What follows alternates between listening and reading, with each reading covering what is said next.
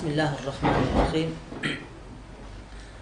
Сетевой маркетинг же болбосо тармактык соода кылуу маселеси боюнча суроолор өтө көп түшөт.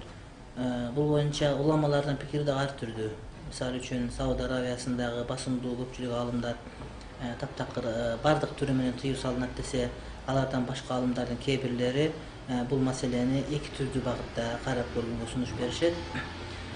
Биринчи маселеси бул таптакыр тыюу салынган маселеси. Бул кандайча?